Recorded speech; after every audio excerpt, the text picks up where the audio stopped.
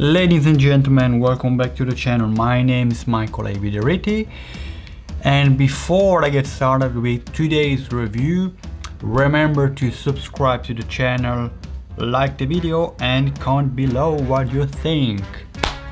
Let's jump right into it with today's review. That's a great crazy movie. I'm speaking about Sin City.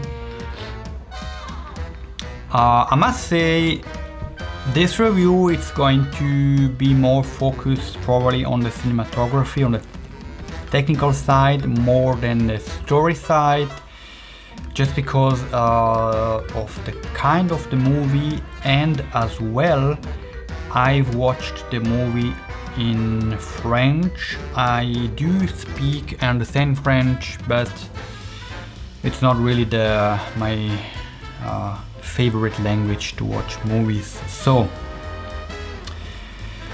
that's how we start. Sin City, it's a movie, great movie from Robert Rodriguez. Robert Rodriguez is a director, friend actually of Quentin Tarantino.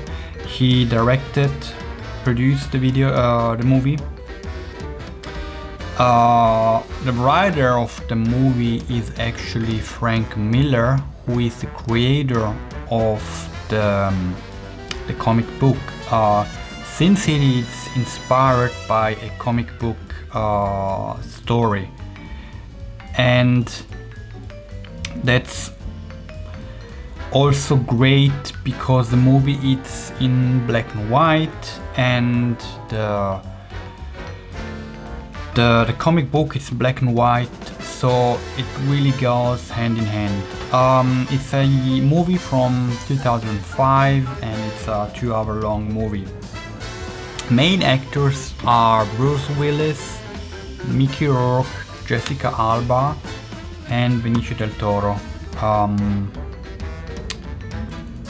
Yeah, that's all the information. The first time that I watched the movie, I asked myself, how did they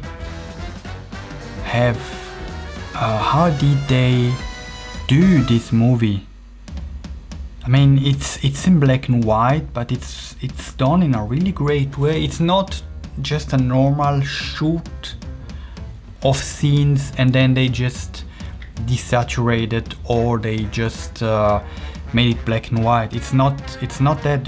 You see, there is something else, and I did a bit of research, and that's why I'm gonna focus more on the cinematography part of this video.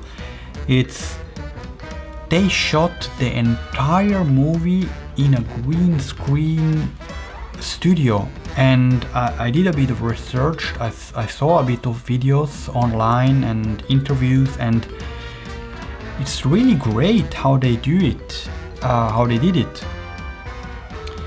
So you see, it's a whole green room. Some scenes are recreated, like for example some stuff that is in the foreground, or some stuff that they, like if they hide behind a wall, there is a reconstruction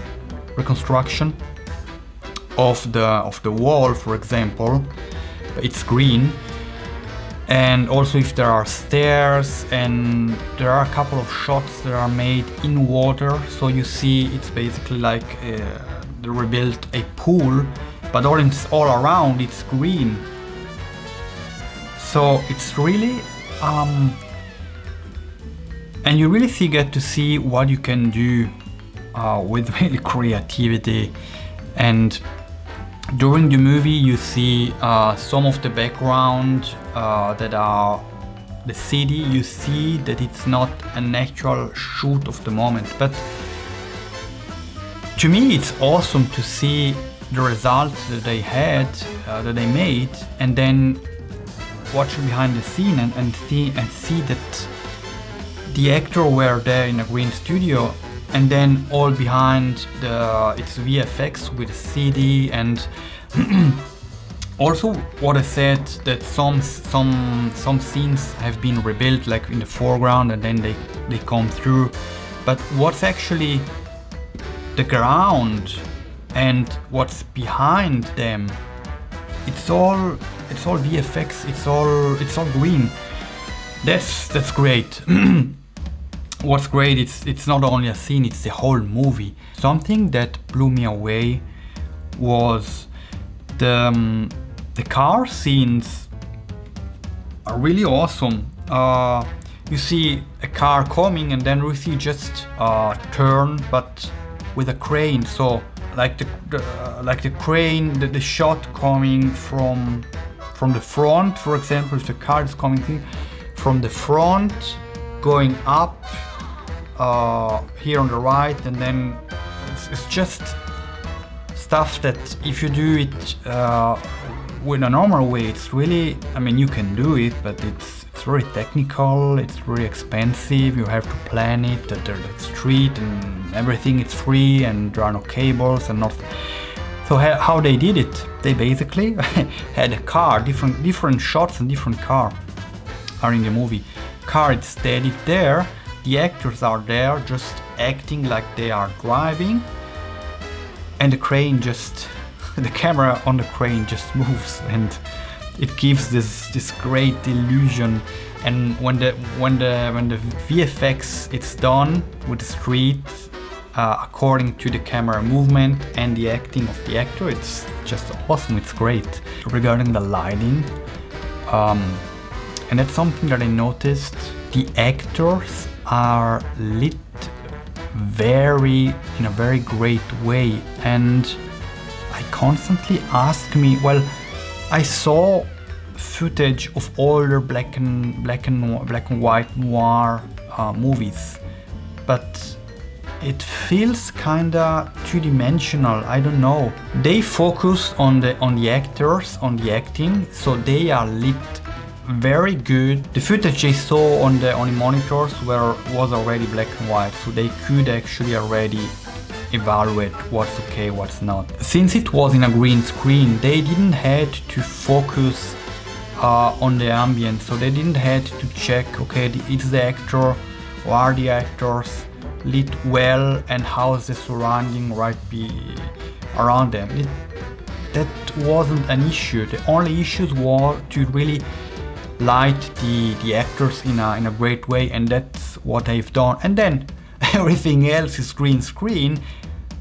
All the VFX post-production could take care of the creation and the lighting according how the actor were lit. And that's also because why it's creating this, it's black and white, but it's not this typical black and white, it's really three-dimensional. That's because you have the VFX around made from the green screen, and the great lighting and shots from the camera for the actors, for the acting scene. So it's really working. It's working really seamless, very great. Regarding the story, now it's not a typical linear story with normal beats of the midpoint and the catalyst and all this. Robert Rodriguez is a fan, I mean, it's a friend and also a fan, but it's a friend of Quentin Tarantino, so you could expect actually that somewhere, somehow along one of his films, he's playing with non-linear storytelling, and that's the case in Sin City. What we could consider it's the first part, Act 1 of the movie. It's an interchangeable thing. The first part of the movie, you see the character of Bruce Willis that tries to save Nancy. It's actually the character of Jessica Alba when she's a child and she's kidnapped.